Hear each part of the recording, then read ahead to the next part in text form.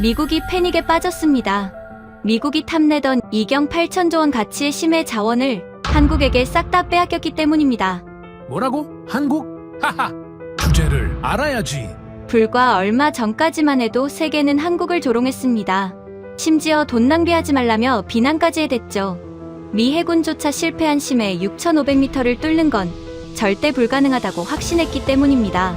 하지만 고작 3일 뒤 상황은 완전히 뒤집혔습니다. 수압 650배의 지옥에서 미국 최신 장비가 엿가락처럼 구겨질 때 한국의 로봇은 보란듯이 4,200톤의 보물을 싹쓸이에 올라왔기 때문입니다. 도대체 무슨 일이 벌어진 걸까요? 미국의 오만함을 기술 하나로 눌러버린 대한민국. 지금 시작합니다. 장관님, 지금 즉시 작전을 중단시켜야 합니다. 이대로 가면 제우스호 승조원 84명이 태평양에 수장됩니다. 저는 목이 터지도록 외쳤습니다. 새벽 3시 펜타곤 지하 전략상황실은 아수라장이었어요. 크린에는 4,700만 달러짜리 티타늄 파이프가 엿가락처럼 구겨지는 영상이 실시간으로 재생되고 있었습니다. 해리슨 차관보는 ISA 보고서를 집어 던지며 고함을 질렀고 백악관 직통 전화는 3분마다 울렸죠. 하지만 정작 그랜트 보좌관은 전화기 너머에서 태연하게 말했습니다. 이건 장비 문제가 아니라 해군의 기강 문제야. 함장을 갈아치워. 기강이요. 수심 2,800m에서 파이프가 폭발하는데 기강 타령이라니. 저는 제임스 콜린스입니다. 국방조달청 전략자원국 수석 분석관이죠. 28년간 이 건물에서 미국의 자원 지도를 그려온 사람이에요. 걸프전 때 해병대에서 총을 잡았고 CIA 자원분석팀을 거쳐 펜타곤의 자리를 잡았습니다. 제 책상 서랍에는 늘 버번 위스키와 위장약이 들어있어요. 그날 새벽에는 둘 다 꺼냈습니다. 미국의 자존심이 태평양 바닥에서 가루가 되는 걸 보는 데는 하나만으로는 부족했거든요. 크린을 다시 봤습니다. 수중 카메라가 잡은 화면은 차라리 공포 영화에 가까웠어요. 양광 파이프가 수압을 버티지 못하고 관절마다 벌어지기 시작하더니 연쇄적으로 터져나갔습니다. 금속이 찢어지는 소리가 수중 마이크를 통해 상황실 스피커로 쏟아졌죠. 끼익! 이가 시릴 정도로 날카로운 비명이었어요. 로키드 마틴이 3년에 걸쳐 설계하고 해군연구청이 2중 3중으로 검증한 티타늄 합금 파이프였습니다. 그 합금이 젖은 신문지처럼 쭈그러들었어요. 650기압. 엄지손가락 위에 코끼리 한 마리를 올려놓은 압력이라고 브리핑 자료에 적혀 있었는데 솔직히 그런 비유로는 부족했습니다.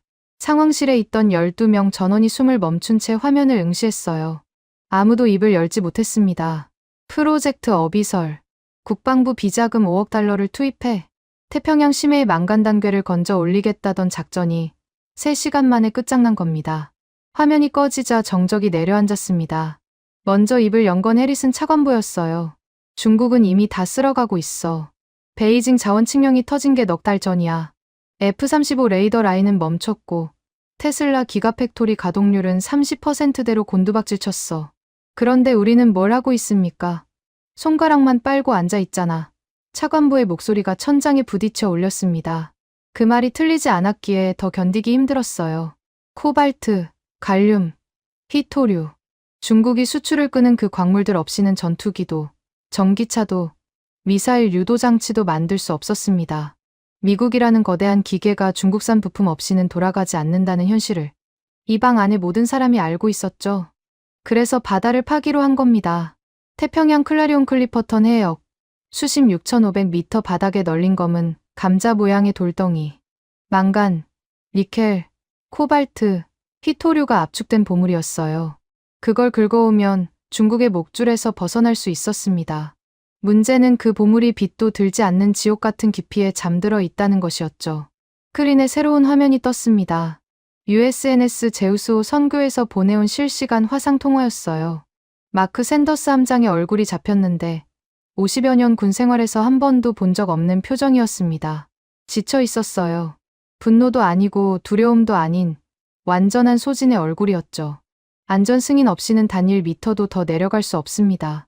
제 부하들을 관 속에 넣을 수는 없어요. 샌더스 함장의 목소리는 단호했습니다. 작전 수행 거부. 미 해군 대령이 직접 거부권을 행사한 겁니다. 해리슨 차관보는 두 손으로 테이블을 짚고 고개를 떨궜어요. 그 순간 스피커폰에서 그랜트 보좌관의 목소리가 흘러나왔습니다. 함장의 직위를 해제하게 겁쟁이한테 함교를 맡겨둘 순 없지 않나. 샌더스 함장의 눈이 번뜩였습니다. 화상 카메라 너머로도 그 분노가 느껴졌어요. 하지만 함장은 입을 다물었습니다. 20년 넘게 바다 위에서 버텨온 사람은 언제 싸우고 언제 참아야 하는지 아는 법이니까요. 그랜트 보좌관의 회선이 끊긴 뒤 상황실은 다시 무거운 침묵에 잠겼습니다. 저는 주머니 속 아버지의 M1911 권총 그립을 만졌어요. 아버지가 한국전쟁에서 가져온 유품입니다. 차가운 금속 감촉이 손끝에 전해질 때마다 마음을 다잡곤 했는데 그날은 달랐어요. 차가운 게 아니라 무거웠습니다. 바로 그때 해군연구청 자문단의 에릭 스톤 박사가 태블릿을 테이블 위에 내려놓으며 입을 열었습니다. 결론을 말씀드리겠습니다. 현재 인류가 보유한 최강 소재인 티타늄 합금으로도 수심 6,500m의 수압을 견디는 건 물리학적으로 불가능합니다. 물리학적으로 불가능. 그 5글자가 상황실 공기를 얼어붙게 만들었죠. MIT에서 박사학위를 딴 천재가, 미국 최고의 두뇌가 공식적으로 항복 선언을 한 겁니다. 저는 자리에서 일어났습니다. 아무도 저를 보지 않았어요. 제 자리 모니터로 돌아가 28년간 작성해온 파일을 열었습니다. 미국 중심 자원 지도, 전 세계 광물 매장량과 공급망을 미국의 시각에서 정리한 데이터베이스였어요. 제 인생의 결정체라고 해도 과언이 아니었죠. 마우스 커서를 휴지통 위에 올렸습니다. 손이 떨렸어요. 하지만 떨리는 건 손만이 아니었습니다. 미국이라는 나라 자체가 흔들리고 있었거든요. 클릭했습니다. 파일이 사라졌어요. 그리고 저는 책상 서랍에서 한 장의 명함을 꺼냈습니다. KIOST, 한국해양과학기술원. 3년 전 국제학회에서 받아둔 건데 한 번도 연락한 적이 없었어요. 한국이라니, 솔직히 이 시점까지도 반신반의했습니다. 항공모함 11척을 굴리는 나라가 해결 못한 걸 한반도 끝자락의 연구소가 해결할 수 있겠습니까? 하지만 선택지가 없었어요. 바로 그때 해리슨 차관보의 비서관이 상황실 문을 열고 들어왔습니다. 차관보님, 의회 군사위원회에서 방금 통보가 왔습니다. 심해 프로젝트 예산 전액 삭감입니다. 밑 빠진 독에 물 붓기를 더 이상 용납할 수 없다는 입장이에요. 해리슨 차관보는 눈을 감았습니다. 5억 달러의 무덤 위에 의회가 마지막 흙을 덮은 겁니다. 상황실에 남아있던 사람들이 하나둘 자리를 떴어요. 저는 움직이지 않았습니다. 명함을 들여다봤습니다. 한국해양과학기술원 심해저연구센터. 한진수. 그 이름 석 자가 형광등, 불빛 아래서 묘하게 또렷했어요. 떨리는 손으로 전화기를 들었습니다. 미국의 자존심은 이미 태평양 2800m 아래에서 산산조각 났으니까요. 체면을 차릴 여유 따위 남아있지 않았습니다. 신호음이 울렸습니다. 1번, 2번, 3번. 저는 기도하고 있었어요. 미국 국방부의 수석 분석관이 태평양 건너편 작은 연구소에 매달리고 있었습니다. 진주만에 도착한 한국팀을 처음 본 순간 저는 심장이 바닥으로 꺼지는 기분이었습니다. 수송기 화물칸 램프가 열리자 가장 먼저 내린 사람은 회색 점퍼를 입은 중년 남자였어요. KIOST 로고가 가슴팍에 박혀 있었는데 점퍼가 하도 낡아서 글자가 반쯤 벗겨져 있더군요. 목에는 수건이 감겨 있었고 발에는 안전화를 신고 있었습니다. 한진수. 전화 너머로만 들었던 그 사람이었어요. 뒤따라 내린 연구원이 셋이었는데 들고 있는 짐이 전부였습니다.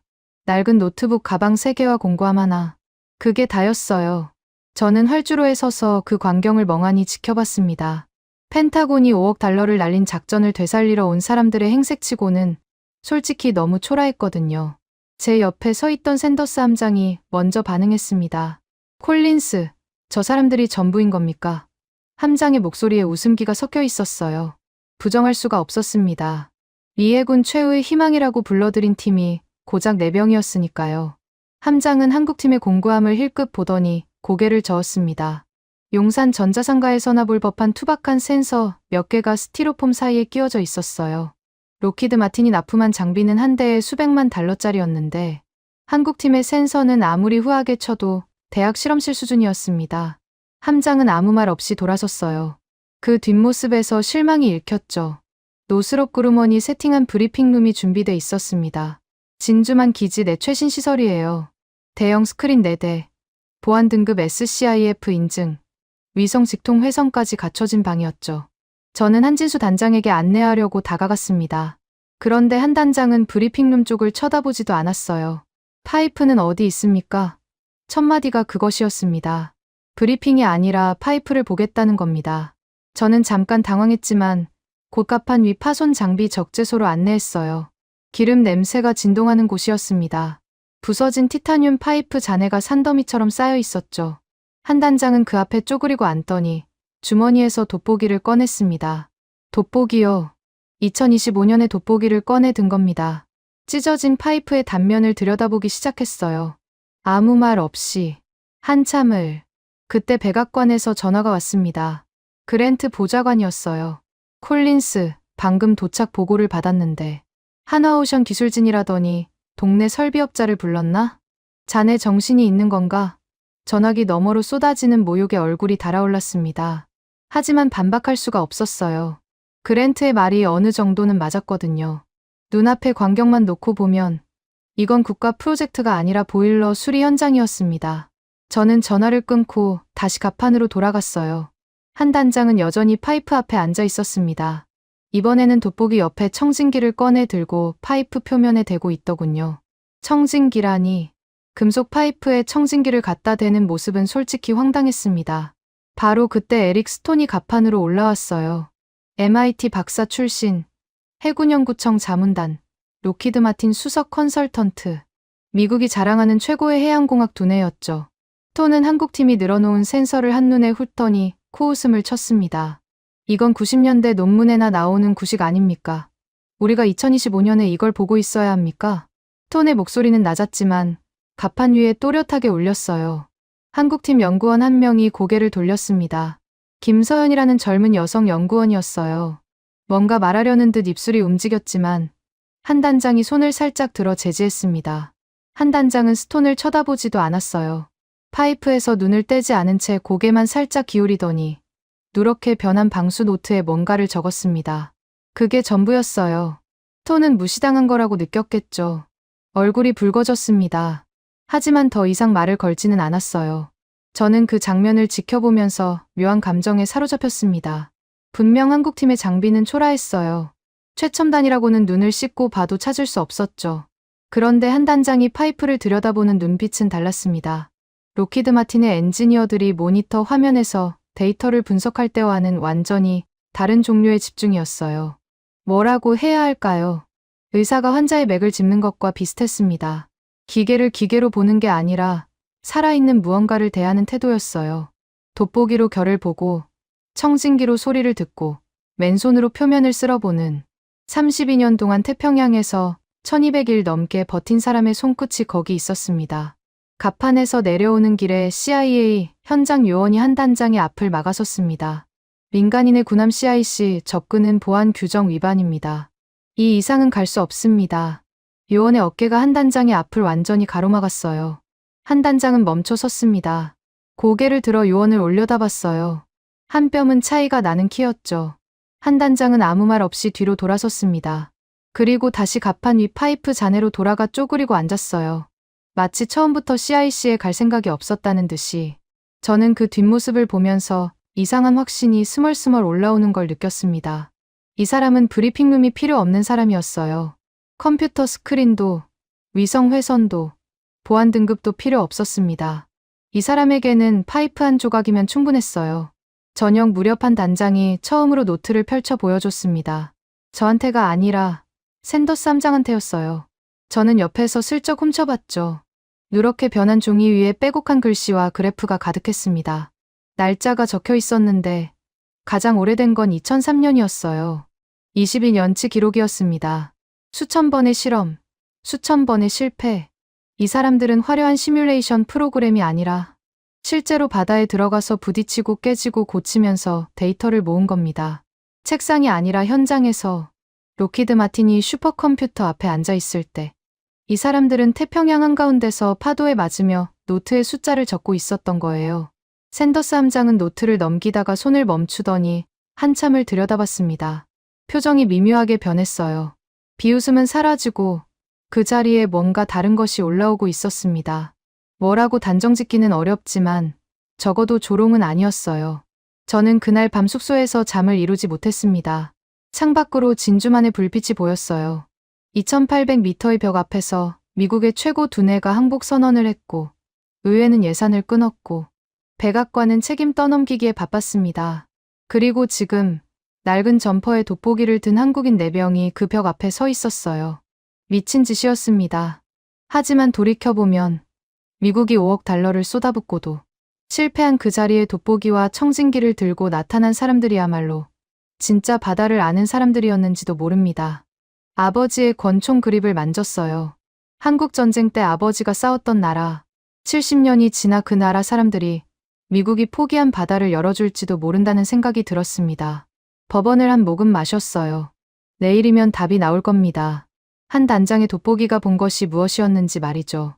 다음 날 아침 8시 USNS 제우스 갑판에서 한 단장이 입을 열었습니다. 그런데 첫 마디부터 상식을 뒤집었어요. 파이프가 약해서 깨진 게 아닙니다. 샌더스 함장과 저, 그리고 에릭 스톤까지 갑판에 모여 있었는데 세 사람 모두 같은 표정을 지었을 겁니다. 뭐라고요? 한 단장은 어젯밤 내내 들여다본 파이프 잔해 한 조각을 들어 올렸어요. 부러진 단면이 햇빛에 번쩍였습니다. 이 파이프는 너무 강해서 부러진 겁니다. 너무 강해서 부러졌다니. 말이 안 되잖습니까? 강하면 버텨야 하는 거 아닙니까? 저는 속으로 고개를 저었어요. 하지만 한 단장은 아랑곳하지 않고 파이프 단면을 손가락으로 짚었습니다. 여기를 보십시오. 금속이 휘어진 게 아니라 꺾여 있습니다. 유연성이 없었다는 뜻이에요. 수심 2800m에서 수압이 밀려오면 파이프가 미세하게 흔들립니다.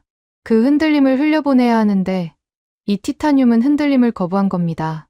거부하면 어떻게 됩니까? 부러지죠. 에릭 스톤의 얼굴이 일그러졌습니다. 지금 APIOL 설계 기준을 부정하는 겁니까? APIOL. 미국 석유학회가 제정한 배관 설계의 바이블이에요. 미국뿐 아니라 전 세계 해양 플랜트가 이 기준을 따릅니다. 스톤에게 APIOL을 부정하는 건 성경을 부정하는 것과 다름없었겠죠. 한 단장은 스톤을 똑바로 쳐다봤습니다. 미국 표준은 수심 1500m까지는 맞습니다. 하지만 그 아래부터는 틀려요. 단호했어요. 예의를 갖추면서도 한치의 양보가 없었습니다. 스톤의 목에 핏줄이 섰어요. 하지만 한 단장은 이미 등을 돌리고 김서연 연구원에게 뭔가를 지시하고 있었습니다. 김서연 연구원이 공구함에서 금속 막대 2개를 꺼냈어요. 하나는 미군의 티타늄 합금 파이프 조각이었고 다른 하나는 한국에서 가져온 샘플이었습니다. 포스코가 특수 제작한 연성 망간강이라고 했어요. 김 연구원은 두 금속을 나란히 놓고 양쪽 끝을 고정한 뒤 가운데를 눌렀습니다. 티타늄은 거의 움직이지 않았어요. 단단했습니다. 그 자리에 있던 미군 엔지니어 3명이 고개를 끄덕였죠. 당연하지 않습니까? 단단한 게 좋은 겁니다. 그런데 김 연구원이 조금 더 힘을 주자 티타늄은 버티다 퍽 하고 갈라졌어요. 깨끗하게 두 동강이 났습니다. 다음은 망간강 차례였어요. 같은 힘을 주자 금속이 활처럼 휘어졌습니다. 꺾이지 않았어요. 힘을 빼자 천천히 원래 형태로 돌아왔습니다. 갑판 위에 잠깐 정적이 흘렀어요. 간단한 시연이었지만 그 침묵이 의미하는 바는 간단하지 않았습니다. 톤이 침묵을 깼습니다. 장난감 실험으로 물리학을 증명하겠다는 겁니까? 실제 심해 조건에서의 데이터가 있습니까? 정당한 질문이었어요. 갑판 위에서 금속 막대 2개 구부려 본다고 수심 6500m의 수압을 재현할 수는 없으니까요. 한 단장은 고개를 끄덕이더니 김서연 연구원을 돌아봤습니다. 김 연구원이 낡은 노트북을 열었어요. 화면에 KRISO 로고가 떴습니다. 한국선박해양플랜트연구소.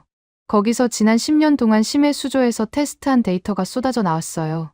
수천 건이었습니다. 수압 조건별, 온도별, 유속별 파이프 거동 분석. 한 단장은 그중 하나를 짚었습니다. 이 배의 고유 진동수를 아십니까? 샌더스 함장이 고개를 갸웃했어요. 배의 고유 진동수. 모든 선박은 자기만의 진동수가 있습니다. 엔진이 돌아가고 스러스터가 작동하면 선체가 미세하게 떨리는데 그 떨림의 주파수가 파이프에 전달돼요. 한 단장은 어젯밤 청진기로 들은 게 바로 그것이었다고 했습니다. 이 배의 스러스터가 만들어내는 진동이 특정 구간에서 파이프의 공진 주파수와 겹칩니다. 공진이 일어나면 파이프에 걸리는 스트레스가 설계치의 3배까지 올라가요. 거기에 수압까지 더해지면 티타늄이 아니라 다이아몬드를 갖다 붙여도 버틸 수 없습니다. 공진. 저는 그 단어를 듣는 순간 등줄기가 서늘해졌어요. 다리가 일정한 박자로 흔들리면 무너지듯 배의 떨림이 파이프의 떨림과 겹치면 파괴력이 기하급수적으로 증폭된다는 겁니다. 문제는 소재의 강도가 아니었어요. 배와 파이프 사이의 진동 간섭이 원인이었던 겁니다. 록히드 마틴은 파이프만 받고 해군연구청은 수압만 받지만 한 단장은 배 전체를 하나의 살아있는 시스템으로 본 거예요. 샌더스 함장의 표정이 변했습니다. 함장은 전날까지만 해도 한국팀을 믿지 않았어요. 하지만 진동 간섭 이야기가 나오자 달라졌습니다. 잠깐. 우리가 수심 2200m를 지날 때 엔진룸에서 이상한 소음이 올라왔습니다. 기관장은 스러스터 베어링 문제라고 보고했는데 정비 후에도 소음이 사라지지 않았어요. 한 단장이 노트북 화면을 돌렸습니다. KRISO 데이터에서 추출한 진동 분석 그래프였어요. 특정 수심 구간에서 스러스터의 추진, 주파수와 파이프의 고유 진동수가 정확히 겹치는 지점이 붉은색으로 표시돼 있었습니다. 샌더스 함장이 손가락으로 그 지점을 짚었어요. 여기가 2200m 구간입니다. 소음이 시작된 지점하고 정확히 일치해요. 함장의 얼굴이 굳어졌습니다. 미군 장비가 잡아내지 못한 것을 한국인이 청진기 하나로 알아낸 겁니다. 에릭 스톤은 인정할 수 없다는 듯 고개를 저었어요. KRISO 데이터가 아무리 많아도 NIST 인증이 없으면 의미가 없습니다. 미국 표준기술연구소의 검증을 거치지 않은 공법을 미 해군 자산에 적용하는 건 규정 위반이에요. 스톤은 태블릿을 꺼내 뭔가를 확인하더니 갑판 위 미군 엔지니어들에게 명령했습니다. 한국팀의 장비를 선체에서 분리하십시오. NIST 인증 없는 장비의 접촉은 불법입니다. 작업이 물리적으로 중단됐어요. 미군 엔지니어 2명이 김서연 연구원의 노트북 전원 케이블을 뽑았습니다. 김 연구원의 눈이 커졌지만 한 단장은 손짓으로 다시 한번 제지했어요. 갑판 위 공기가 얼어붙었습니다. 미국의 규정이 한국의 기술을 가로막고 있었죠. 저는 그 순간 분노와 초조함이 동시에 치밀었습니다. 톤의 말은 절차적으로 틀리지 않았어요. NIST 인증 없는 장비를 미 해군 함정에 연결하는 건 분명 규정 위반이었습니다. 하지만 규정을 지켜서 뭘 어쩌겠습니까? 그 규정대로 했더니 4,700만 달러짜리 장비가 날아간 거 아닙니까? 저는 스톤에게 다가갔어요. 에릭, 지금 중국이 태평양 바닥을 쓸어 담고 있어. NIST 인증서를 들고 중국한테 가서 잠깐 기다리라고 할 건가? 스톤은 대답하지 않았습니다. 대답할 수 없었겠죠. 하지만 작업 중지 명령을 철회하지도 않았어요. 매뉴얼에 매달리는 사람은 매뉴얼 밖의 현실을 인정하는 게 죽는 것보다 두려운 법입니다. 한 단장은 중단된 작업에 한마디 항의도 하지 않았습니다. 대신 갑판 한쪽에 쪼그리고 앉아 다시 노트를 펼쳤어요. 옆에서 김서연 연구원이 뭔가를 속삭였는데 한 단장은 고개만 살짝 끄덕이고 펜을 놀렸습니다. 화려한 프레젠테이션도 격앙된 반론도 없었어요. 규정으로 막히면 기다리는 거였습니다. 그 동안에도 손은 멈추지 않았죠. 노트 위에 숫자와 도면이 계속 쌓여갔어요. 저는 슬쩍 다가가서 노트를 들여다봤습니다. 2003년부터 2025년까지 수천 번의 실험 기록 사이사이에 빨간 펜으로 적힌 메모가 끼어 있었어요. 대부분 실패 원인 분석이었습니다. 같은 실험을 15번 반복한 흔적도 있었어요. 14번 실패하고 15번째 숫자를 동그라미 친 페이지가 눈에 박혔습니다. 이 사람들은 이렇게 답을 찾아온 거였어요. 슈퍼컴퓨터가 아니라 바다 한가운데서 맨몸으로 부딪혀서 바닷바람이 갑판을 훑고 지나갔습니다. 한쪽에는 NIST 인증과 ASME 코드를 방패처럼 든 미국의 시스템이 있었고 다른 쪽에는 낡은 노트와 돋보기를 든 한국의 32년이 있었어요. 미국은 바다를 이기려 했고 한국은 바다에 맞추려 했습니다. 그 차이가 2800m의 벽을 만들었던 겁니다. 한 단장이 말했던 한마디가 갑판 위에 아직 남아있는 것 같았어요. 바다에는 코드가 없습니다. 저는 그 말을 곱씹으며 태평양 수평선을 바라봤습니다. 톤의 규정이 풀리지 않으면 이 작전은 시작도 못하고 끝나는 겁니다. 하지만 이상하게도 초조한 건 저뿐인 것 같았어요. 한 단장은 바람에 노트가 넘어갈까봐 손으로 꾹 누르고 있었습니다. 마치 시간이 자기 편이라는 것을 아는 사람처럼. 톤의 작업 중지 명령이 내려진 지 이틀째였습니다. 갑판 위 한국팀의 장비는 손도 대지 못한 채 방치돼 있었어요. 저는 펜타곤과 백악관 사이를 오가며 전화통을 붙들고 있었죠. NIST 인증 문제를 우회할 방법이 없었습니다. 규정은 규정이었으니까요. 그런데 한 단장은 전혀 다른 이야기를 꺼냈어요. 파이프를 바꿀 필요가 없습니다. 제우스호 갑판 위에서 한 단장이 김서연 연구원과 함께 작성한 도면을 펼쳤을 때 저는 귀를 의심했습니다. 파이프를 교체하지 않겠다고요. 그럼 대체 뭘 하겠다는 겁니까? 한 단장의 설명은 이랬어요. 파이프 자체가 문제가 아니라 파이프의 움직임이 문제라면 움직임을 제어하면 된다는 겁니다. 능동형 댐퍼, 파이프가 흔들릴 때 그 진동을 실시간으로 감지해서 반대 방향으로 미세한 힘을 가해 상쇄시키는 알고리즘이었습니다. 지진이 나면 건물이 흔들리지 않습니까?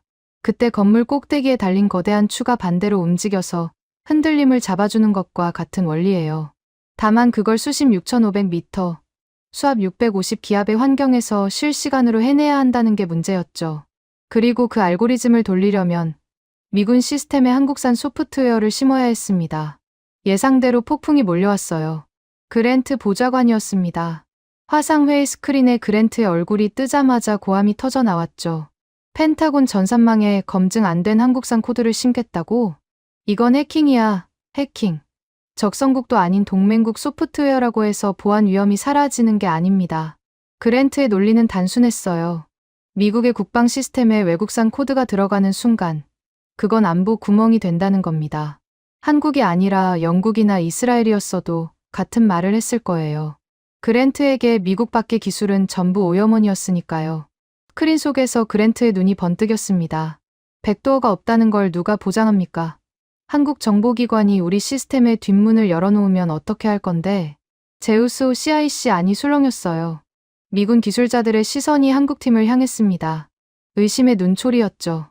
김서연 연구원의 얼굴이 창백해졌어요.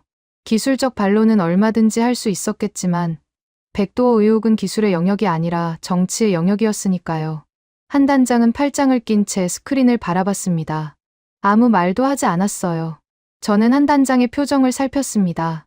분노도 아니고 당황도 아니었어요. 그냥 기다리는 얼굴이었습니다.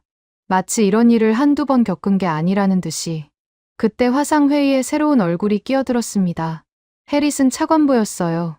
차관보의 배경에는 백악관 과학기술정책실 로고가 보였습니다. 워싱턴에서 직접 움직인 거였어요. 그랜트, 과학기술정책실의 긴급 승인을 받아왔네. 코드 이식에 대한 책임은 내가 진다. 해리슨 차관보의 목소리는 낮았지만 무게가 있었습니다. 그랜트의 얼굴이 굳어졌어요. 과학기술정책실은 백악관 직속입니다. 국가안보보좌관인 그랜트와 동급이거나 특정 사안에서는 더 높은 권한을 가질 수 있었죠. 해리슨, 자네가 책임진다고 했지. 좋아. 기록해 두겠네. 그랜트의 회선이 끊어졌습니다. 승인이 아니라 경고였어요. 나중에 문제가 생기면 해리슨의 목을 치겠다는 뜻이었죠. 하지만 당장은 길이 열렸습니다. 김서연 연구원이 움직이기 시작했어요.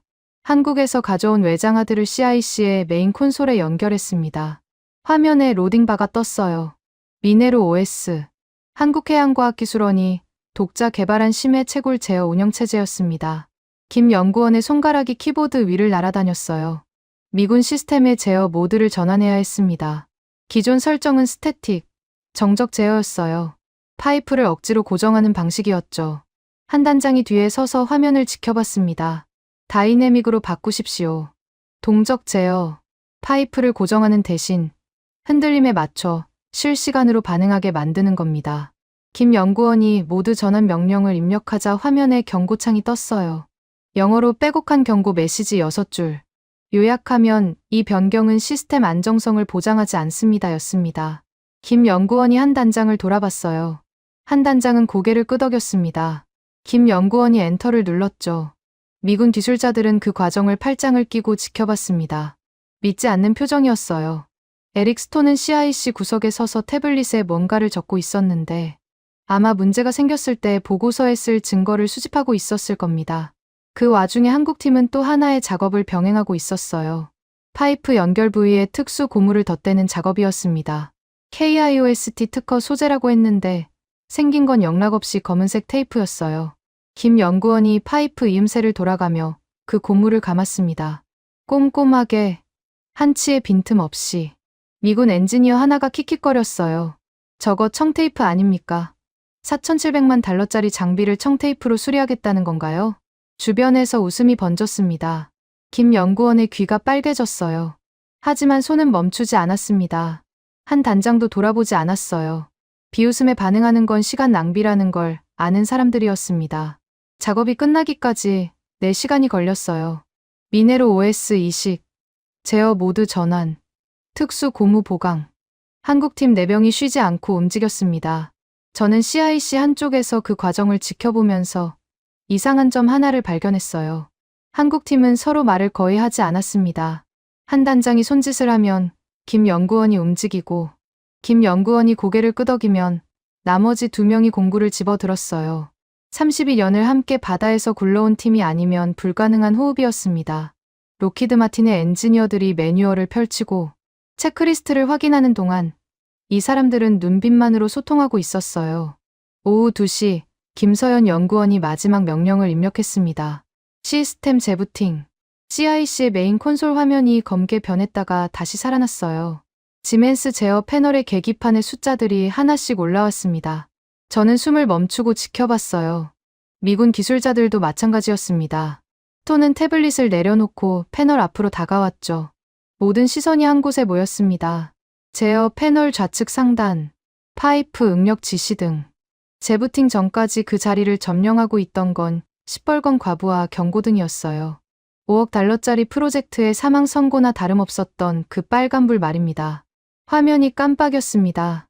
1번, 2번, 그리고 3번째에 불이 바뀌었어요. 녹색이었습니다. CIC가 조용해졌습니다. 아무도 말을 하지 않았어요. 빨간불이 녹색으로 바뀌었다는 게 뭘 의미하는지 그 방에 있던 모든 사람이 알고 있었거든요.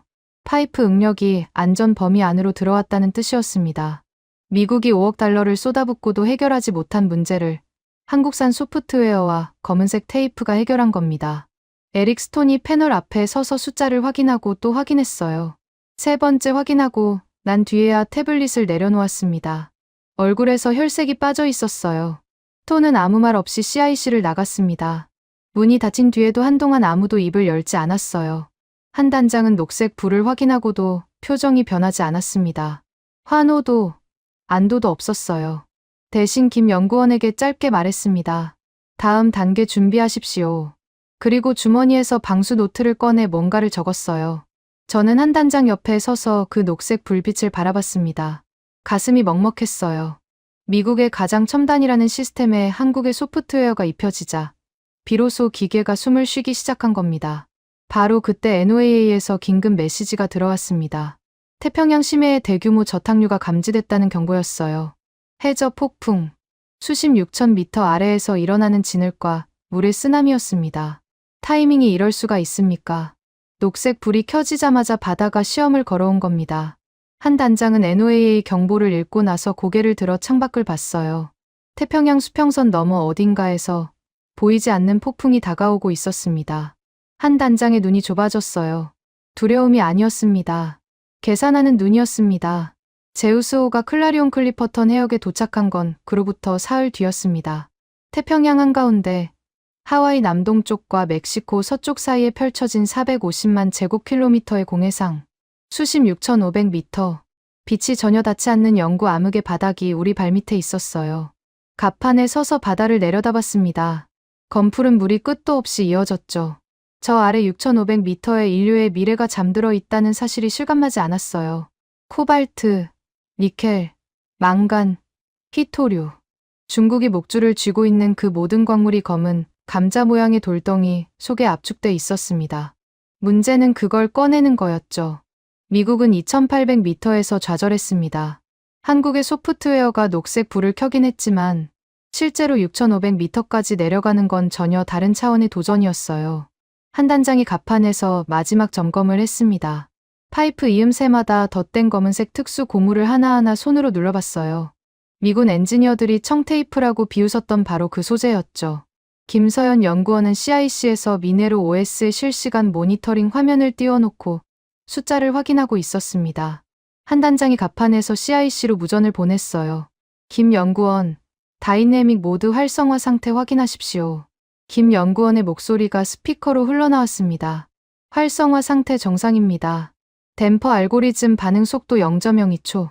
파이프 응력 녹색 유지 중입니다. 한 단장은 고개를 끄덕이고 샌더스 함장을 돌아봤어요. 내려도 됩니다. 샌더스 함장이 선교에서 명령을 내렸습니다. 양광 파이프가 천천히 바다 속으로 내려가기 시작했어요. 갑판 위에 윈치가 묵직한 소리를 내며 돌아갔습니다. 수심 500m, 1000m, 1500m. CIC의 모니터의 숫자가 올라갈 때마다 방 안의 공기가 조여왔어요. 2000m를 지났습니다. 저는 손바닥에 땀이 차는 걸 느꼈어요. 2200m.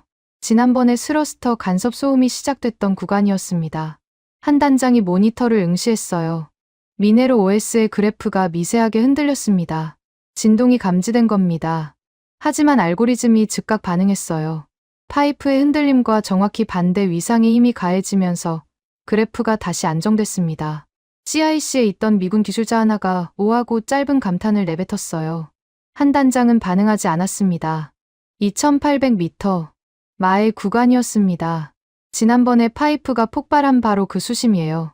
CIC 안의 모든 시선이 제어 패널에 쏠렸습니다. 샌더스 함장이 선교에서 CIC로 연결된 스피커를 통해 물었어요. 상태 보고. 김서연 연구원이 답했습니다. 파이프 응력 정상 범위. 진동 제어 알고리즘 정상 작동. 녹색 유지입니다. 2800m를 지났습니다. 아무 일도 일어나지 않았어요. 지난번에 티타늄이 엿가락처럼 구겨졌던 그 지점을 같은 파이프가 스치듯 통과한 겁니다. 달라진 건 딱 하나였어요. 한국의 소프트웨어가 파이프의 숨을 조절해주고 있었다는 것. 저는 모니터 앞에서 두 주먹을 불끈 쥐었습니다. 하지만 아직이었어요. 2800은 절반도 안 됐으니까요. 3000m, 4000m, 5000m. 숫자가 올라갈수록 CIC의 정적이 깊어졌습니다. 수압은 기하급수적으로 증가했어요. 5000m에서 파이프에 걸리는 압력은 2800m의 거의 2배였습니다. 미네로 OS의 그래프가 격렬하게 출렁였어요. 하지만 매번 알고리즘이 0.02초 안에 반응해서 진동을 상쇄했습니다. 마치 파도를 타는 서퍼처럼 파이프가 수압의 리듬에 맞춰 유연하게 움직였어요. 톤이 주장했던 강성, 강한 재료와 강한 모터가 답이라던 그 철학과는 정반대였습니다. 힘을 빼고 흐름에 맡기는 방식. 한 단장이 32년간 바다에서 깨달은 원리가 지금 수천 미터 아래에서 증명되고 있었어요. 6000m를 넘겼습니다. CIC의 공기가 전기를 띈 것처럼 따끔거렸어요. 6200, 6300, 6400. 김서연 연구원의 목소리가 한 음절씩 또렷하게 울렸습니다. 6500m. 착저합니다. 파이프가 태평양 바닥에 닿았어요. 빛이 전혀 없는 영구 암흑, 수온 1.5도, 수압 650기압의 지옥. 미국이 물리학적으로 불가능하다고 선언한 바로 그 깊이에 한국의 기술이 도달한 겁니다. 에릭 스톤의 얼굴을 봤습니다. 모니터에서 눈을 떼지 못하고 있었어요. 입술이 달싹거렸지만 소리가 나오지 않았습니다. MIT의 시뮬레이션에서도 불가능하다던 수치가 눈앞에서 현실이 되고 있었으니까요. 집광 로봇이 가동을 시작했습니다. 해저면을 긁어내는 기계음이 수중 마이크를 통해 CIC 스피커로 전해졌어요. 지직거리는 소음 사이로 단단한 무언가가 긁히는 소리가 들렸습니다. 10분이 지났어요. 20분. 저는 시계를 보다가 그만뒀습니다. 시간을 재는 게 무의미했거든요. 30분 뒤, 갑판에서 외침이 들려왔습니다. 저는 CIC를 뛰쳐나갔어요. 양관관 배출구 앞에 미군 수병 대여섯 명이 모여 있었습니다. 전부 위를 올려다보고 있었죠. 양관관 끝에서 뭔가가 쏟아지고 있었어요. 검은 돌멩이였습니다. 주먹만 한 것부터 감자 크기까지 새카만 덩어리들이 폭포수처럼 갑판으로 쏟아져 내렸습니다. 망간단괴, 코발트, 니켈, 망간, 히토류가 압축된 21세기의 검은 황금이었어요. 샌더스 함장이 갑판으로 뛰어나왔습니다. 쏟아지는 검은 돌멩이를 보더니 헬멧을 벗어들고 소리쳤어요. 맙소사, 제2의 골드러시가 시작됐다. 미군 수병들이 환호했습니다. 누군가 휘파람을 불었고 누군가는 갑판에 떨어진 단괴를 주워 들고 하늘을 향해 흔들었어요. CIC 안에서도 함성이 터져 나왔습니다. 에릭 스톤은 모니터 앞에 멍하니 서 있었어요. 오차 범위 0.001%. MIT 시뮬레이션에서도 이 수치는 나온 적이 없습니다. 스톤의 목소리는 경악 그 자체였습니다. 이론이 현실에 무릎을 꿇은 순간이었죠. 저는 갑판 위에 서서 검은 돌멩이가 산을 이루는 광경을 바라봤습니다. 이게 진짜 일어나고 있는 일인지 실감이 나지 않았어요. 주머니 속에서 아버지의 권총 그립을 꺼내 쥐었습니다. 차가운 금속이 아니라 따뜻한 돌멩이를 쥐고 싶었어요. DLA 본부의 영상을 송출했습니다. 해릿은 차관보의 얼굴이 스크린에 떴어요. 저는 보고를 시작하려다가 입에서 전혀 예상하지 못한 말이 나왔습니다. 한미 동맹 만세. 미국 자원 독립 만세가 아니었어요. 그 말이 먼저 나온 건 갑판 위에서 벌어지고 있는 장면 때문이었습니다. 미군 수병들이 환호하는 와중에 한국팀은 축제에 끼지 않았어요. 한 단장은 갑판 한쪽에서 양관관의 유압 게이지를 확인하고 있었습니다. 김서연 연구원은 CIC로 돌아가 다음 구간의 해류 데이터를 분석하고 있었죠. 나머지 두 연구원은 파이프 이음새의 특수 고무 상태를 점검하고 있었어요. 환호할 시간에 다음을 준비하는 사람들.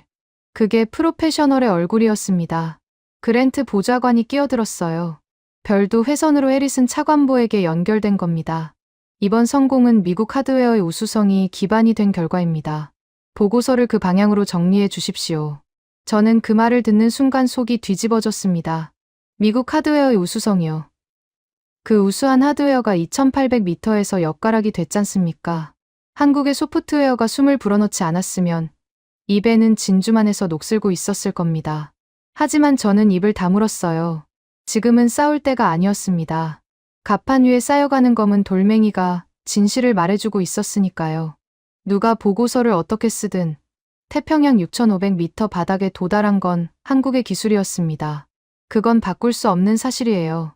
그때 NOAA 경보가 다시 울렸습니다. 김서연 연구원이 CIC에서 급하게 갑판으로 올라왔어요.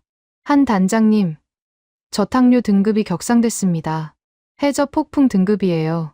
해저 유속이 2.5 노트까지 올라가고 있습니다. 한 단장의 손이 멈췄습니다. 유압 게이지에서 눈을 떼고 하늘을 올려다봤어요. 수평선 너머 구름이 달라진 건 없었습니다. 폭풍은 바다 위가 아니라 바다 밑에서 오고 있었으니까요. 수심 6000m 아래에서 진흙과 물이 시속 수십 킬로미터로 쓸려오는 해저 쓰나미. 5km 길이의 파이프 전체를 옆으로 쓸어버릴 수 있는 힘이었습니다. 한 단장은 노트를 주머니에 넣고 CIC를 향해 걸음을 옮겼어요. 축제는 끝이었습니다. 바다가 다음 시험지를 내밀고 있었어요. 해저 유속 2.5 노트. 숫자만 들으면 대수롭지 않게 느껴질 수 있습니다. 하지만 수심 6000m에서의 2.5 노트는 지상의 태풍과 맞먹어요. 물의 밀도가 공기의 800배입니다. 그 물이 시속 킬로미터로 밀려오면 5km 길이의 파이프에 걸리는 횡력은 수백 톤에 달하죠. CIC로 돌아오자마자 한 단장이 모니터를 확인했습니다. 미네로 OS의 해저 센서가 실시간으로 보내오는 유속 그래프가 가파르게 치솟고 있었어요. 2.2 노트, 2.3 노트, 2.5 노트. 올라가는 속도가 점점 빨라졌습니다. 김서연 연구원이 좌표를 확인하더니 고개를 돌렸어요. 저탕류 본체가 남서쪽에서 접근 중입니다. 현재 위치까지 도달 예상 시간 45분. 45분. 갑판 위에 검은 황금이 산더미처럼 쌓여있는 이 순간에 바다 밑에서 괴물이 달려오고 있었습니다. 제우스호가 먼저 비명을 질렀어요. 다이내믹 포지셔닝 시스템. 배를 한 지점에 고정시키는 자동. 위치 유지 장치가 갑자기 굉음을 내기 시작했습니다. 15,000톤급 거함이 눈에 보이지 않는 힘에 밀려 옆으로 흔들렸어요. 갑판에 쌓인 망간단괴 일부가 미끄러지며 철제 난간에 부딪혔습니다. 쾅! 둔탁한 소리가 갑판을 울렸죠. 샌더스 함장이 선교에서 소리쳤습니다. DP 시스템 과부하. 스러스터 출력 80% 초과. 배가 제자리를 지키려고 엔진을 풀가동하고 있었어요. 하지만 해저에서 밀려오는 조류의 힘이 엔진의 힘을 밀어붙이고 있었습니다. 밧줄 양쪽에서 코끼리가 잡아당기는 줄다리기 같은 거였어요. 가운데 있는 건 5km짜리 파이프였고요. CIC의 경고등이 노란색에서 빨간색으로 바뀌었습니다. 파이프 응력 수치가 급격히 올라가고 있었어요. 한 단장은 모니터 앞에 서서 숫자를 읽었습니다. 표정이 굳어졌어요. 미네로 OS의 댐퍼 알고리즘이 전력으로 작동하고 있었지만 해저 폭풍의 횡력까지 동시에 감당하기엔 변수가 너무 많았던 겁니다. 수압에 의한 종방향 진동, 조류에 의한 횡방향 힘, 거기에 배 자체의 흔들림까지. 세 가지 힘이 동시에 파이프를 비틀고 있었어요. 김서연 연구원이 키보드를 두드리며 알고리즘의 반응 범위를 넓혔지만 그래프의 출렁임은 점점 거칠어졌습니다. 바로 그때 그랜트 보좌관의 목소리가 CIC 스피커를 뚫고 들어왔어요. 워싱턴에서 위성 회선으로 연결된 거였습니다. 매뉴얼 4-2조. 장비 보호를 위한 긴급 절단을 명령한다. 즉시 파이프를 끊어라. 긴급 절단. 이머전시 컷. 파이프를 배에서 잘라내고 바다 밑으로 보내버리라는 뜻이었습니다. 5km의 파이프와 해저의 집광 로봇. 그리고 지금까지의 모든 성과를 태평양 바닥에 수장시키라는 명령이었어요. 그랜트의 목소리에는 절박함이 아니라 기회를 잡은 자의 단호함이 묻어 있었습니다. 한국팀의 성공이 눈에 가시였던 사람이에요. 지금 사고가 터지면 한국 기술의 실패로 기록할 수 있었겠죠. 에릭 스톤이 한 발 앞으로 나섰습니다. 그랜트 보좌관의 판단이 맞습니다. 지금 안 끊으면 배의 A프레임이 무너집니다. A프레임이 꺾이면 크레인이 갑판을 찍고 최악의 경우 배가 두 동강 납니다. 승조원 84명 전원의 생명이 위험해요. 톤의 목소리는 떨리고 있었어요. 공포 분위기를 조성하려는 게 아니라 진심으로 두려워하는 것 같았습니다. 미군 기술자들의 얼굴이 하얗게 질렸어요. CIC 안이 순식간에 패닉 상태로 빠져들었습니다. 누군가 의자에서 벌떡 일어섰고 누군가는 구명조끼를 찾으려 고개를 돌렸어요. 공포는 전염병입니다. 한 사람이 겁을 먹으면 방 전체가 무너져요. 조타수가 비상절단 버튼 앞으로 다가갔습니다. 콘솔 우측 하단, 빨간색 커버가 씌워진 이머전시 스톱 버튼이었어요. 조타수의 손이 커버 위에 올라갔습니다. 손가락이 떨리고 있었어요. 저는 그 장면을 슬로 모션처럼 지켜봤습니다. 저 버튼이 눌리는 순간 5km의 파이프가 잘려 나갑니다. 수천만 달러의 장비가 6,500m 바닥으로 가라앉아요. 그리고 미국의 심해 채굴 프로젝트는 영영 끝나는 겁니다. 두 번째 실패를 감당할 예산은 어디에도 없었으니까요. 조타수의 손가락이 커버를 들어 올리려는 찰나였습니다. 문이 벌컥 열렸어요. 한진수 단장이었습니다.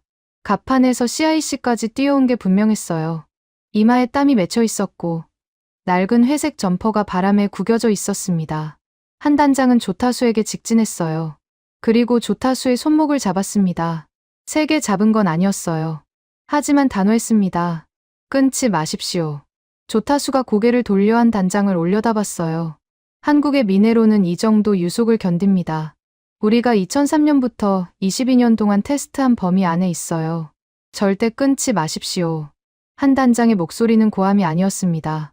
낮고 또렷했어요. 하지만 CIC 전체를 꿰뚫었습니다. 톤이 벌겋게 달아오른 얼굴로 다가왔어요. 당신이 무슨 권한으로 미 해군의 비상 절차를 가로막는 겁니까?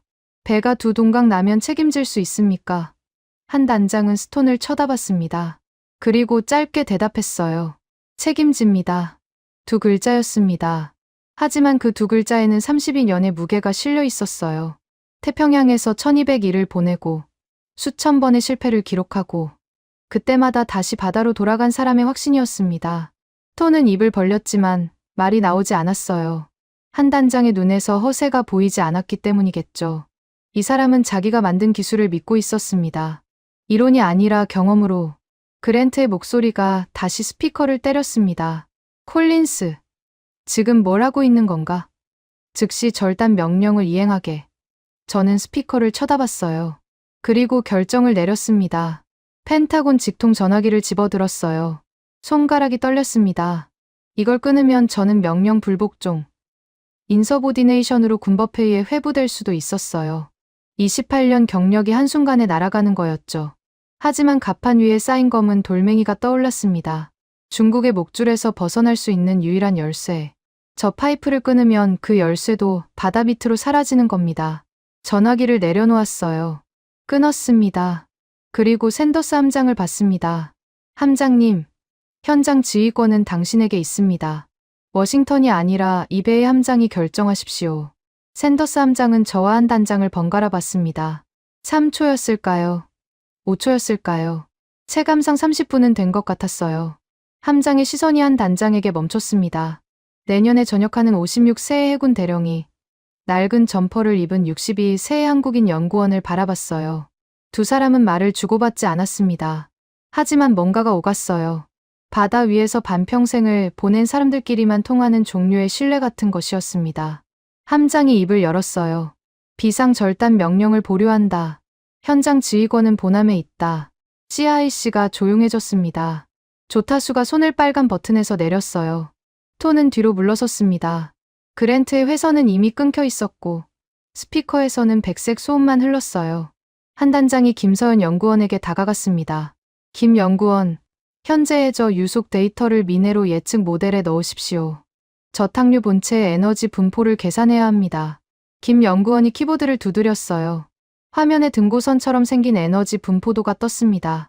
저탁류가 단일한 덩어리가 아니라 여러 갈래로 갈라져서 접근하고 있었어요. 한 단장은 그 분포도를 한참 들여다봤습니다. 그리고 뭔가를 발견한 듯 노트에 숫자를 적었어요. 저는 옆에서 그 숫자를 읽었지만 무슨 뜻인지 알 수 없었습니다. 한 단장의 눈이 좁아졌어요. 이전에도 본 적 있는 그 눈이었습니다.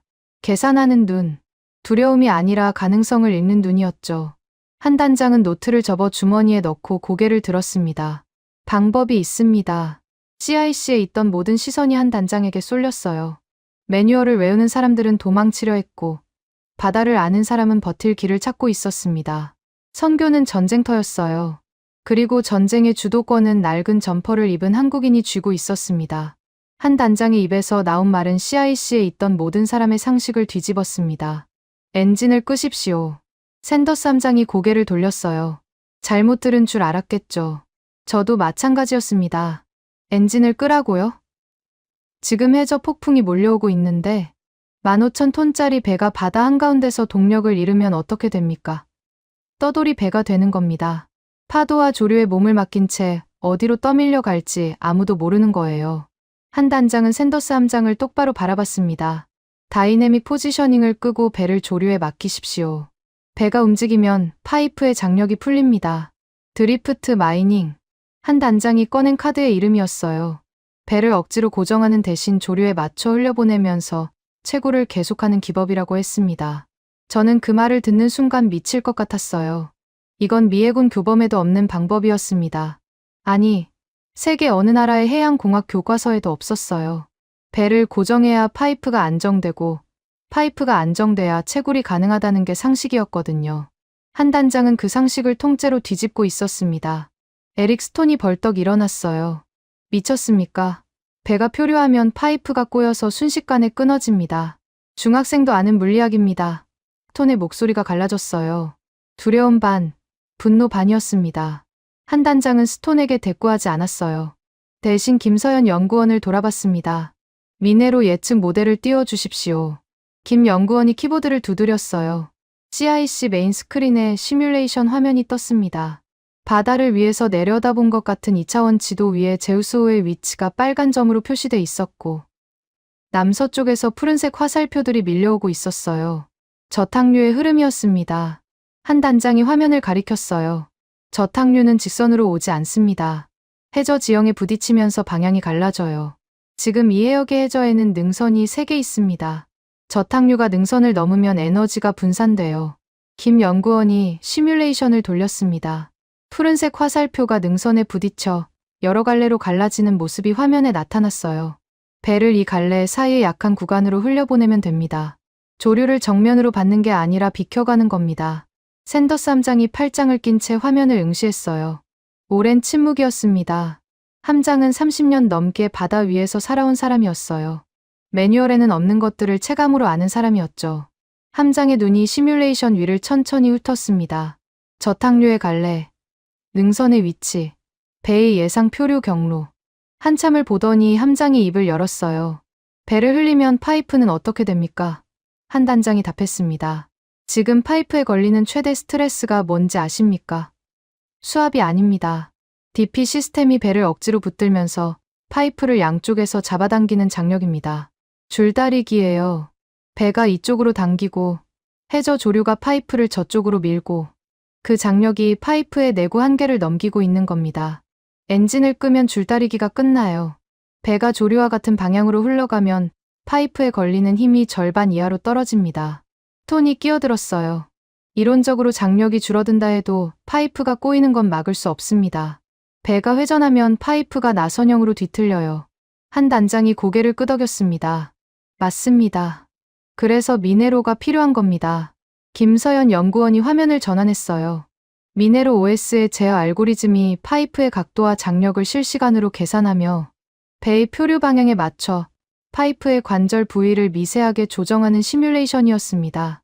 파이프가 직선이 아니라 S자 곡선을 그리며 부드럽게 휘어지는 모습이 화면에 나타났어요. 파이프를 곧게 세우는 게 아니라 흐름에 맞춰 구부려주는 겁니다. 대나무가 바람에 휘듯이요. 한 단장이 덧붙였습니다. 강한 바람 앞에서 거북이 쓰러지고 갈대가 살아남는 원리. 32년 동안 바다에서 배운 지혜가 그 한마디에 압축돼 있었어요. 샌더스 함장이 결정을 내렸습니다. DP 시스템 셧다운. 메인 엔진 아이들 모두. 선교의 명령이 전달됐어요. CIC에 있던 미군 기술자들의 얼굴이 사색이 됐습니다. 15,000톤짜리 군함의 엔진을 태평양 한가운데서 끄는 겁니다. 잘못되면 배가 옆으로 뒤집힐 수도 있었어요. 스러스터의 웅웅거리는 소리가 점점 낮아졌습니다. 진동이 줄어들었어요.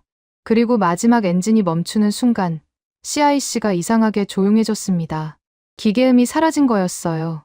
지난 며칠 동안 끊임없이 울리던 DP 시스템의 굉음, 스러스터의 진동, 엔진의 울림이 전부 사라졌습니다. 남은 건 바다 소리뿐이었어요. 파도가 선체를 때리는 소리, 바람이 갑판을 스치는 소리. 배가 살아있는 것 같았습니다. 제우스호가 움직이기 시작했어요. 엔진 없이, 스스로의 의지 없이. 태평양 조류에 몸을 맡긴 15,000톤의 거함이 천천히 표류하기 시작한 겁니다. 처음에는 무서웠습니다. 배가 통제불능 상태라는 사실이 본능적인 공포를 불러일으켰어요. 하지만 3분이 지나고 5분이 지나면서 변화가 나타났습니다. CIC 제어 패널의 파이프 장력 수치가 떨어지기 시작한 거예요. 빨간색 경고가 주황색으로, 주황색이 노란색으로 바뀌었습니다. 팽팽하게 당겨져 있던 파이프가 풀려가고 있었어요. 배와 파이프가 같은 방향으로 움직이면서 줄다리기의 줄이 느슨해진 겁니다. 샌더스 함장이 제어 패널을 보며 나지막이 중얼거렸어요. 말도 안 돼. 한 단장의 계산이 맞았습니다. 김서연 연구원이 숫자를 읽었어요. 파이프 장력 42% 감소, 응력 녹색 범위 진입, 댐퍼 알고리즘 부하 30% 이하로 안정됐습니다. 미네로 OS가 파이프를 S자로 구부려 흐름에 맞추고 있었어요. 화면에 나타난 파이프의 모양이 실시간으로 변했습니다. 직선이 아니라 뱀처럼 구불구불한 곡선이었어요. 보기에는 불안해 보였지만 숫자는 완벽했습니다. 응력 분포가 고르게 퍼져 있었고 어느 한 지점에 힘이 집중되지 않았어요. 톤이 화면 앞으로 다가왔습니다. 숫자를 확인하고 다시 확인하고 세 번째 확인한 뒤에 한 걸음 물러섰어요. 아무 말도 하지 않았습니다. 할 수 없었겠죠. 데이터가 말하고 있었으니까요. 제우스호는 조류를 타고 천천히 남동쪽으로 흘렀습니다. 저탕류의 본체가 남서쪽에서 밀려왔지만 한 단장이 예측한 대로 해저 능선에 부딪혀 갈라졌어요. 배는 그 갈래 사이의 약한 구간을 빠져나가고 있었습니다. 마치 급류 속에서 바위 뒤편의 고요한 물살을 찾아 노를 젓는 것처럼. 아니, 노조차 젓지 않았어요.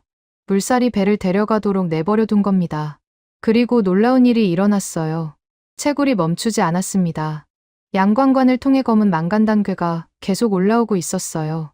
폭풍 속에서 엔진이 꺼진 상태에서 배가 떠돌면서도 파이프는 부드럽게 S자를 그리며 해저와 연결을 유지하고 있었습니다. 김 연구원이 채굴량 데이터를 불렀어요. 시간당 200톤. 상업 채굴 기준 충족입니다. 시간당 200톤. 폭풍이 없을 때와 거의 같은 수치였어요. 한 단장이 폭풍의 에너지를 역이용한 겁니다. 조류가 파이프를 밀어주는 힘을 채굴 로봇의 이동 에너지로 전환한 거였어요. 갑판에 올라가 봤습니다. 바람이 세차게 불었어요. 파도가 선체를 때렸고 하늘은 잿빛 구름으로 뒤덮여 있었습니다. 하지만 배는 놀라울 정도로 안정적이었어요. 엔진이 조류와 싸우지 않으니 선체의 떨림이 사라진 겁니다. 양광관 배출구에서는 여전히 검은 돌멩이가 쏟아지고 있었어요. 폭풍우 속에서 춤을 추듯 흔들리는 배 위로 코발트와 니켈과 히토류가 쏟아지는 광경. 비현실적이었습니다. 갑판에 쌓인 망간단괴의 양이 어마어마했어요. 어제까지 채굴한 것에 폭풍 중 채굴분까지 합치면 4,200톤이 넘었습니다. 검은 산이 갑판 위에 솟아 있었어요. CIC로 돌아오니 해리슨 차관보의 화상 통화가 연결돼 있었습니다. 차관보의 표정이 이전과 완전히 달라져 있었어요. 해리슨 차관보는 그랜트 보좌관에게 별도 회선을 걸었습니다. CIC 스피커를 통해 대화가 들려왔어요. 그랜트, 짐 싸게. 백악관 보고는 내가 직접 한다. 짧았습니다. 하지만 그 짧은 문장에 그랜트의 정치 생명이 끊어지는 소리가 들렸어요.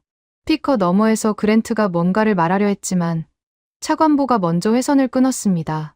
기술 국수주의를 무기로 휘둘러 온 사람이 기술 앞에서 쓸려 나가는 순간이었죠. 샌더스 함장이 갑판으로 올라왔어요. 함장의 손에 뭔가가 들려 있었습니다. 동전 크기의 금속 원형이었어요. 해군 지휘관 코인. 미 해군에서 지휘관이 특별한 경의를 표할 때 건네는 상징물이었습니다. 함장은 한 단장에게 다가갔어요. 한 단장은 갑판 한쪽에서 양광관 유압 게이지를 확인하고 있었습니다.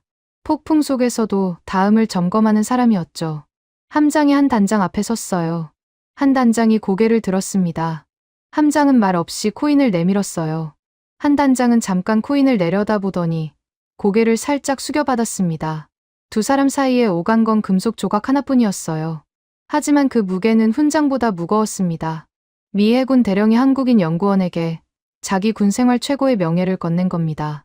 바다 위에서 반평생을 보낸 두 사람 사이에 비로소 말이 필요 없는 신뢰가 완성된 순간이었어요. 갑판 위에는 폭풍우가 여전히 몰아치고 있었습니다. 하지만 그 폭풍 속에서 4,200톤의 검은 황금이 산을 이루고 있었어요. 한국의 기술로 캐낸 미국의 미래였습니다. 2026년 1월 15일 워싱턴 DC. 는 눈이 내리고 있었습니다. 펜타곤 사무실 창밖으로 하얀 가루가 쉴 새 없이 떨어졌어요. 저는 책상에 앉아 CNN 화면을 보고 있었습니다. 앵커의 목소리가 사무실을 채웠어요. 미 해군 태평양 함대 소속 이지스 구축함 두 척이 한국 심해 채굴선 이사부호를 호위하고 있습니다. 클라리온 클리퍼턴 해역에서의 자원 채굴이 본격화되면서 미 해군이 한국 민간 선박을 보호하는 전례 없는 장면이 연출되고 있습니다. 화면에 이사부호의 모습이 잡혔어요. 하얀 선체에 태극기가 펄럭이고 있었습니다. 양옆으로 미 해군의 알레이버크급 부축함이 나란히 항해하고 있었죠. 주객전도라는 말이 절로 나왔습니다. 세계 최강의 해군이 한국 배를 지켜주고 있었으니까요. 그 장면을 만든 게 뭔지 저는 알고 있었어요. 한미 심해자원 협정. 미국 정부가 굴욕을 감수하고 체결한 조약이었습니다. KIOST를 미 국방부의 최우선 기술 파트너로 공식 지정하는 내용이었어요. 최우선 기술 파트너, 로키드 마틴도, 노스롭 그룹원도, 레이시온도 아닌 한국해양과학기술원이 그 자리에 올라간 겁니다. 펜타곤 복도에서 그 소식이 퍼졌을 때 로비스트들이 난리가 났었죠. 미국 방산업체들이 수십 년간 독점해 온 자리를 한국의 연구소가 차지했으니까요. 하지만 반박할 수 없었습니다. 태평양 6,500m 바닥에 도달한 건 로키드 마틴의 티타늄이 아니라 KIOST의 미네로였어요. 그 사실은 숫자로 증명됐고 숫자는 로비로 바꿀 수 없는 거였습니다. 텔레비전을 끄고 모니터를 켰어요. 메일함에 미 해군 대학원에서 온 공문이 올라와 있었습니다. 내용을 확인하고 나서 저도 모르게 웃음이 나왔어요. 필수 교양 과목 신설 공지. 한스 프로토콜. 한진수 프로토콜이라는 이름이 미 해군 장교 교육 커리큘럼의 정식 과목으로 올라간 겁니다. 드리프트 마이닝 기법, 능동형 댐퍼 알고리즘, 유연 구조 시스템의 원리. 한 단장이 32년 동안 태평양에서 쌓아올린 지혜가 미국 해군의 교과서가 된 거예요. 아이러니했습니다. 미국이 2,800m에서 포기하고 물리학적으로 불가능하다고 선언했던 그 기술이 이제 미국 해군의 필수 과목이라니. 에릭 스톤이 이 공문을 봤을 때 어떤 표정을 지었을지 궁금했어요.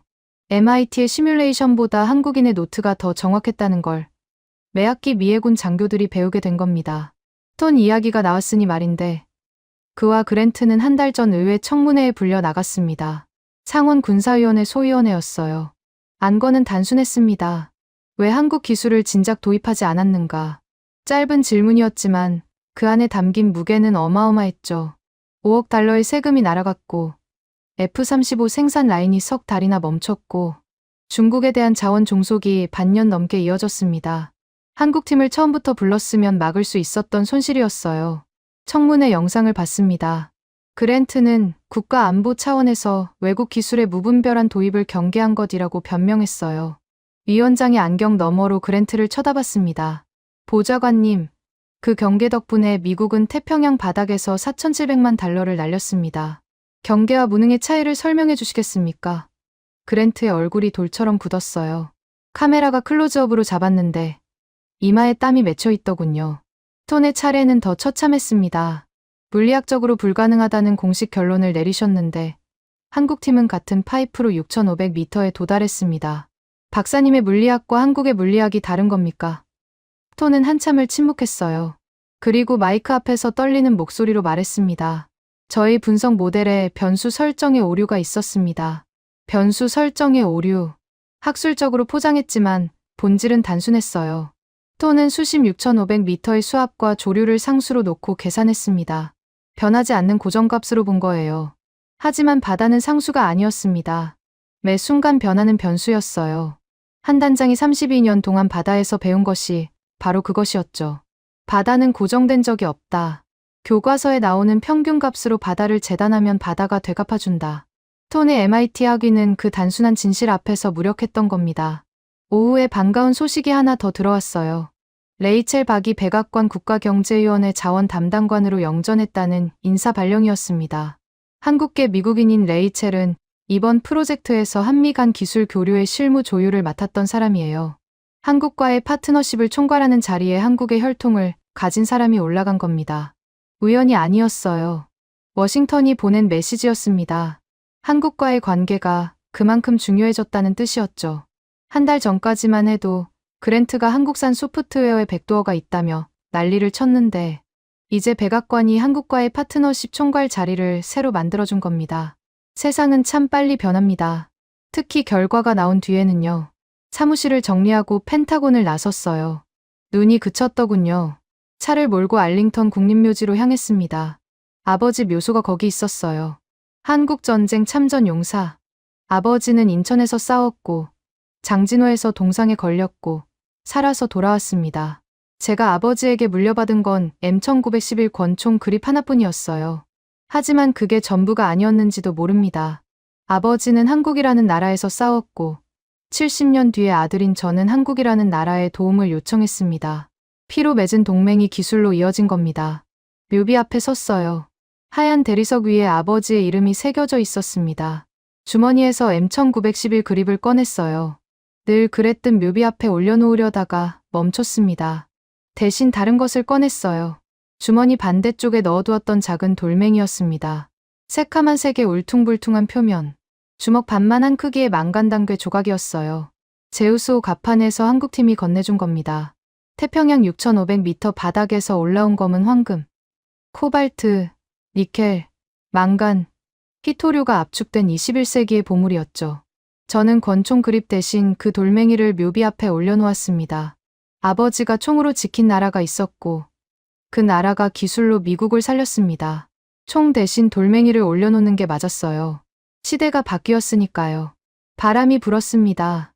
알링턴의 하얀 묘비들이 끝없이 이어져 있었어요. 모두 미국을 위해 싸운 사람들이었습니다. 하지만 이제 미국을 지키는 방법은 달라졌어요. 항공모함의 화력이 아니라 동맹의 기술이 국가를 살리는 시대가 된 겁니다. 한 단장의 얼굴이 떠올랐어요. 낡은 회색 점퍼, 목에 감긴 수건, 돋보기와 청진기. 그 소박한 행색 뒤에 32년의 바다가 있었죠. 미국의 5억 달러가 해결하지 못한 것을 한국의 32년이 해결했습니다. 돈의 무게와 시간의 무게는 다릅니다. 시간이 이겼어요. 묘비에서 돌아서며 펜타곤 쪽을 바라봤습니다. 회색 오각형 건물이 저녁 햇살에 물들어 있었어요. 28년간 저 건물에서 미국 중심의 자원 지도를 그렸습니다. 그 지도를 휴지통에 버린 게 2달 전이었어요. 이제 새 지도를 그려야 합니다. 미국 혼자가 아니라 한국과 함께 그리는 지도를. 아버지가 지키려던 위대한 미국은 사라지지 않았어요. 다만 위대함의 정의가 바뀌었을 뿐입니다. 혼자서 강한 나라가 아니라 누구와 손잡을지 아는 나라가 진짜 강한 나라였어요. 그리고 미국이 손잡은 상대는 태평양 건너편의 작은 나라, 대한민국이었습니다. 주차장으로 걸어가면서 주머니에 손을 넣었어요. 권총 그립이 없는 주머니가 허전했습니다. 하지만 이상하게도 그 허전함이 무겁지 않았어요. 묘비 위에 올려놓은 검은 돌멩이가 아버지에게 전할 말을 대신해주고 있었으니까요. 태평양의 주인은 바뀌지 않았습니다. 다만 그 바다를 다루는 기술의 주인은 확실히 정해졌어요. 지금까지 여러분의 영원한 말동무, 감동을 더하다 였습니다. 세계를 놀라게 한 대한민국. 다음 영상에서도 계속됩니다. 좋은 하루 되세요.